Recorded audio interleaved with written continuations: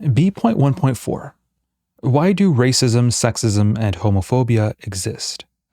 Since racism, sexism, and homophobia, hatred or fear of homosexuals, are institutionalized throughout society, sexual, racial, and gay oppression are commonplace. The primary cause of these three evil attitudes is the need for ideologies that justify domination and exploitation, which are inherent in hierarchy. In other words, theories that justify and explain oppression and injustice. As Tacitus said, open quote, "We hate those whom we injure," end quote. Those who oppress others always find reasons to regard their victims as inferior and hence deserving of their fate. Elites need some way to justify their superior social and economic positions. Since the social system is obviously unfair and elitist, attention must be distracted to other, less inconvenient facts, such as alleged superiority based on biology or nature. Therefore, doctrines of sexual, racial, and ethnic superiority are inevitable in hierarchical, class-stratified societies. We will take each form of bigotry in turn. From an economic standpoint, racism is associated with the exploitation of cheap labor at home and imperialism abroad. Indeed, early capitalist development in both America and Europe was strengthened by the bondage of people, particularly those of African descent. In the Americas, Australia, and other parts of the world, the slaughter of the original inhabitants and the expropriation of their land was also a key aspect in the growth of capitalism. As the subordination of foreign nations proceeds by force, it appears to the dominant nation that it owes its mastery to its special natural qualities, in other words, to its racial characteristics. Thus, imperialists have frequently appealed to the Darwinian doctrine of survival of the fittest to give their racism a basis in nature. In Europe, one of the first theories of racial superiority was proposed by Gobineau in the 1850s to establish the natural right of the aristocracy to rule over France.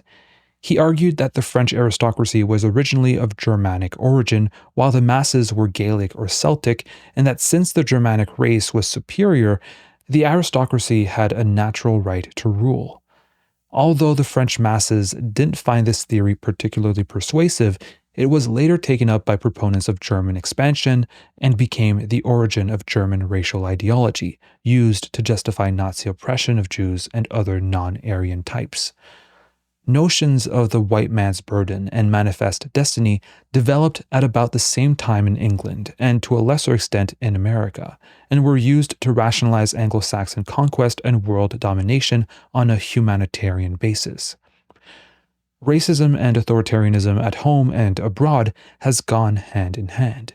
As Rudolf Rocker argued, open quote, "All advocates of the race doctrine have been, and are, the associates and defenders of every political and social reaction, advocates of the power principle in its most brutal form. He who thinks that he sees in all political and social antagonisms merely blood-determined manifestations of race denies all conciliatory influence of ideas, all community of ethical feeling, and must at every crisis take refuge in brute force. In fact, race theory is only the cult of power. Racism aids the consolidation of elite power, for by attacking all the achievements in the direction of personal freedom and the idea of equality, no better moral justification could be produced for the industrial bondage which our holders of industrial power keep before them as a picture of the future." End quote. The idea of racial superiority was also found to have great domestic utility. As Paul Sweezy points out, open quote, "The intensification of social conflict within the advanced capitalist countries has to be directed as far as possible into innocuous channels, innocuous, that is to say, from the standpoint of capitalist class rule. The stirring up of antagonisms along racial lines is a convenient method of directing attention away from class struggle," end quote, which of course is dangerous to ruling class interests. Indeed, employers have often deliberately fostered divisions among workers on racial lines as part of a strategy of divide and rule. In other contexts, like Northern Ireland or Scotland, the employers have used religion in the same way instead. Employers and politicians have often deliberately fostered divisions among workers on racial lines as part of a strategy of divide and rule. In other contexts, like Tsarist Russia, Northern Ireland, or Scotland, the employers have used religion in the same way. In others, immigrants and native-born is the dividing line. The net effect is the same. Social oppressions which range from the extreme violence anarchists like Emma Goldman denounced in the American South, open quote, the atrocities rampant in the South of black people lynched, tortured, and burned by infuriated crowds without a hand being raised or a word said for their protection, end quote. Or the pogrom against Jews in Tsarist Russia to discrimination in where people can live, what jobs people can get, less pay, and so on. For those in power, this makes perfect sense, as racism, like other forms of bigotry, can be used to split and divide the working class by getting people to blame others of their class for the conditions they all suffer. In this way, the anger people feel about the problems they face are turned away from their real causes onto scapegoats. Thus, white workers are subtly, and sometimes not so subtly, encouraged, for example, to blame unemployment, poverty, and crime on blacks or Hispanics instead of capitalism and the white male elites who run it and who directly benefit from low wages and high profits. Discrimination against racial minorities and women makes sense for capitalism, for in this way, profits are enlarged directly and indirectly. As jobs and investment opportunities are denied to the disadvantaged groups, their wages can be depressed below prevailing levels and profits correspondingly increased. Indirectly, discrimination adds capitalist profits and power by increasing unemployment and setting workers against each other. Such factors ensure that capitalism will never compete discrimination away, as some free market capitalist economists argue. In other words, capitalism has benefited and will continue to benefit from its racist heritage. Racism has provided pools of cheap labor for capitalists to draw upon and permitted a section of the population to be subjected to worse treatment, so increasing profits by reducing working conditions and other non-pay related costs. In America, blacks still get paid less than whites for the same work, around 10% less than white workers with the same education, work experience, occupation, and other relevant demographic variables. This is transferred into wealth inequalities. In 1998, black incomes were 54% of white incomes, while black net worth, including residential, was 12% and non-residential net worth just 3% of white. For Hispanics, the picture was similar, with incomes just 62% of whites, net worth 4%, and non-residential net worth 0%. While just under 15% of white households had zero or negative net worth, 27% of black households and 36% Hispanic were in the same situation. Even at similar levels of income, black households were significantly less wealthy than white ones. All this means that racial minorities are, open quote, subjected to oppression and exploitation on the dual grounds of race and class, and thus have to fight the extra battles against racism and discrimination, end quote. Sexism only required a justification once women started to act for themselves and demand equal rights. Before that point, sexual oppression did not need to be justified. It was natural. Saying that, of course, equality between the sexes was stronger before the rise of Christianity as a state religion and capitalism, so the place of women in society has fallen over the last few hundred years before rising again thanks to the women's movement. The nature of sexual oppression can be seen from marriage. Emma Goldman pointed out that marriage, open quote, stands for the sovereignty of the man over the women, with her complete submission to the husband's whims and commands, end quote. As Carol Pateman notes, until, open quote, the late 19th century, the legal and civil position of a wife resembled that of a slave. A slave had no independent legal existence apart from his master, and husband and wife became one person, the person of the husband. Indeed, the law was based on the assumption that a wife was like property, and only the marriage contract includes the explicit commitment to obey, end quote. However, when women started to question the assumptions of male domination, numerous theories were developed to explain why women's oppression and domination by men was natural. Because men enforced their rule over women by force, men's superiority was argued to be a natural product of their gender, which is associated with greater physical strength, on the premise that might makes right. In the 17th century, it was argued that women were more like animals than men, thus proving that women had as much right to equality with men as sheep did. More recently, elites have embraced sociobiology in response to the growing women's movement. By explaining women's oppression on biological grounds, a social system run by men and for men could be ignored. Women's subservient role also has economic value for capitalism. We should note that Goldman considered capitalism to be another paternal arrangement like marriage, both of which robbed people of their birthright, stunts their growth, poisons their bodies, and keeps people in ignorance, in poverty, and dependence. Women often provide necessary and unpaid labor, which keeps the usually male worker in good condition. And it is primarily women who raise the next generation of wage slaves, again without pay, for capitalist owners to exploit. Moreover, women's subordination gives working-class men someone to look down upon and, sometimes, a convenient target on whom they can take out their frustrations, instead of stirring up trouble at work. As Lucy Parsons pointed out, a working-class woman is a slave to a slave. Sexism, like all forms of bigotry, is reflected in relative incomes and wealth levels. In the US, women, on average, were being paid 57% the amount men were in 2001, an improvement from the 39% 20 years earlier.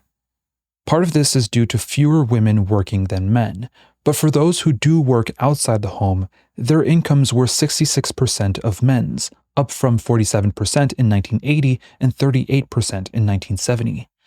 Those who work full-time, their incomes were 76% of men's, up from the 60% average through most of the 1970s. However, as with the black-white gap, this is due in part to the stagnant income of male workers. In 1998, men's real incomes were just 1% above 1989 levels, while women's were 14% above. So rather than the increase in income being purely the result of women entering high-paying and largely male occupations and them closing the gender gap, it has also been the result of the intense attacks on the working class since the 1980s, which has deunionized and deindustrialized America.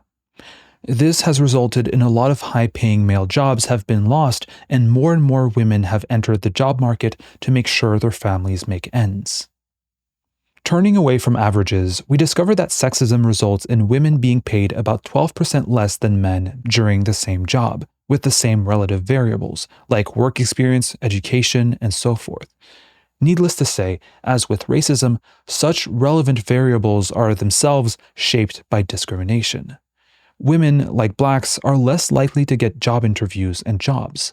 Sexism even affects types of jobs. For example, caring professions pay less than non-caring ones because they're seen as feminine and involve the kinds of tasks which women do at home without pay. In general, female-dominated industries pay less. In 1998, occupations that were over 90% male had a median wage almost 10% above average, while those over 90% female almost 25% below. One study found that a 30% increase in women in an occupation translated into a 10% decline in average pay. Needless to say, having children is bad economic news for most women. Women with children earn 10 to 15% less than women without children, while for men, the opposite is the case. Having maternity leave, incidentally, have a far smaller motherhood penalty.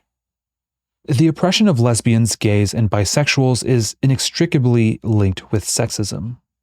A patriarchal capitalist society cannot see homosexual practices as the normal human variations they are because they blur that society's rigid gender roles and sexist stereotypes. Most young gay people keep their sexuality to themselves for fear of being kicked out of home, and all gays have the fear that some straights will try to kick their sexuality out of them if they express their sexuality freely. As with those subject to other forms of bigotry, gays are also discriminated against economically, gay men earning about 4 to 7% less than the average straight man. Thus, the social oppression which result in having an alternative sexuality are experienced on many different levels, from extreme violence to less pay for doing the same work. Gays are not oppressed on a whim, but because of the specific need of capitalism for the nuclear family. The nuclear family as the primary and inexpensive creator of submissive people. Growing up within the authoritarian family gets children used to and respectful of hierarchy and subordination. See section B.1.5. As well as provider and carer for the workplace fulfills an important need for capitalism. Alternative sexualities represent a threat to the family model because they provide a different role model for people. This means that gays are going to be in the front line of attack whenever capitalism wants to reinforce family values, i.e. submission to authority, tradition, morality, and so on. The introduction of Clause 28 in Britain is a good example of this, with the government making it illegal for public bodies to promote gay sexuality, i.e. to present it as anything other than a perversion. In America, the right is also seeking to demonize homosexuality as part of their campaign to reinforce the values of the patriarchal family unit and submission to traditional authority. Therefore, the oppression of people based on their sexuality is unlikely to end until sexism is eliminated. This is not all. As well as adversely affecting those subject to them, sexism, racism, and homophobia are harmful to those who practice them, and in some way benefit from them, within the working class itself. Why this should be the case is obvious once you think about it. All three divide the working class, which means that whites, males, and heterosexuals hurt themselves by maintaining a pool of low-paid competing labor, ensuring low wages for their own wives, daughters, mothers, relatives, and friends. Such divisions create inferior conditions and wages for all as capitalists gain a competitive advantage using this pool of cheap labor, forcing all capitalists to cut conditions and wages to survive in the market. In addition, such social hierarchies, by undermining solidarity against the employer on the job and the state, possibly create a group of excluded workers who could become scabs during strikes. Also, privileged sections of the working class lose out because their wages and conditions are less than those which unity could have won them. Only the boss really wins. This can be seen from research into this subject. The researcher Al-Zemansky sought to systemically and scientifically test the proposition that white workers gain from racism. He compared the situation of white and non-white, i.e. Black, Native American, Asian, and Hispanic workers in the United States and found several key things. 1. The narrower the gap between white and Black wages in an American state, the higher white earnings were relative to white earnings elsewhere. This means that, open quote, whites do not benefit economically by economic discrimination. White workers especially appear to benefit economically from the absence of economic discrimination, both in the absolute level of their earnings and in relative equality among whites, end quote. In other words, the less wage discrimination there was against Black workers, the better were the wages that white workers received. 2.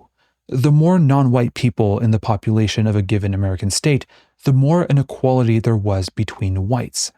In other words, the existence of a poor, oppressed group of workers reduced the wages of white workers, although it did not affect the earnings of non-working class whites very much. Open quote.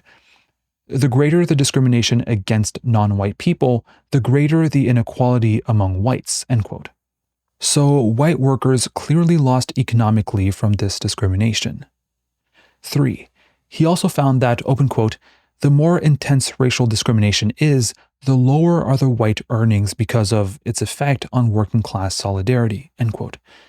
In other words, racism economically disadvantages white workers because it undermines the solidarity between Black and white workers and weakens trade union organization.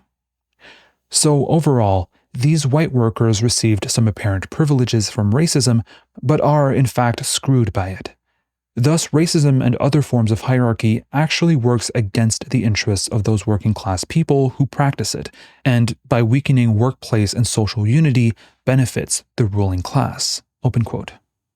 As long as discrimination exists and racial or ethnic minorities are oppressed, the entire working class is weakened. This is so because the capitalist class is able to use racism to drive down the wages of individual segments of the working class by inciting racial antagonism and forcing a fight for jobs and services. This division is a development that ultimately undercuts the living standards of all workers. Moreover, by pitting whites against blacks and other oppressed nationalities, the capitalist class is able to prevent workers from uniting against their common enemy. As long as workers are fighting each other, the capitalist class is secure." End quote.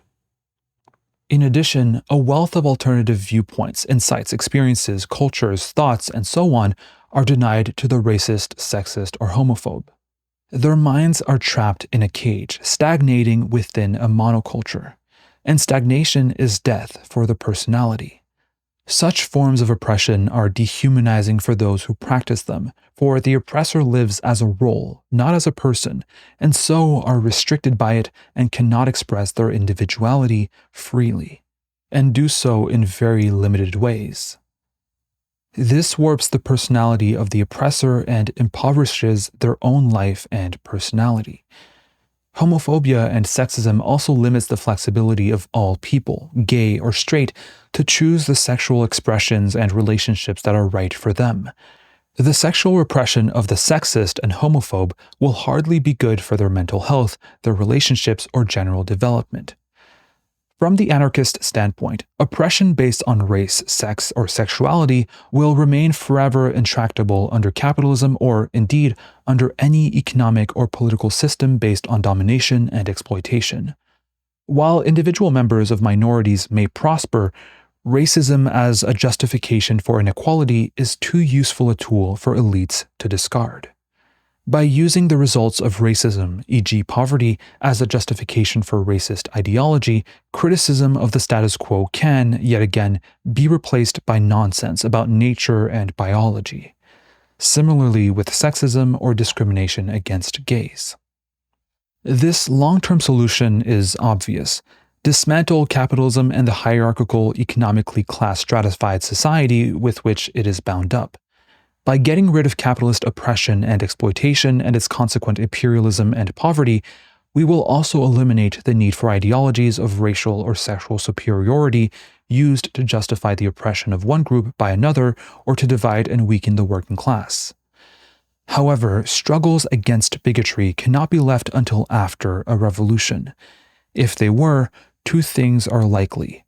1, such a revolution would be unlikely to happen, and 2, if it were, then these problems would more than likely remain in the new society created by it. Therefore, the negative impacts of inequality can and must be fought in the here and now, like any form of hierarchy. Indeed, as we discuss in more detail in section B.1.6, by doing so, we make life a bit better in the here and now, as well as bringing the time when such inequalities are finally ended nearer. Only this can ensure that we can all live as free and equal individuals in a world without the blights of sexism, racism, homophobia, or religious hatred. Needless to say, anarchists totally reject the kind of equality that accepts other kinds of hierarchy, that accepts the dominant priorities of capitalism and the state, and accedes to the devaluation of relationships and individuality in name of power and wealth. There is a kind of equality in having equal opportunities, in having black, gay, or women bosses and politicians, but one that misses the point. Saying "me too" instead of "what a mess" does not suggest real liberation, just different bosses and new forms of oppression. We need to look at the way society is organized, not at the sex, color, nationality, or sexuality of who is giving the orders.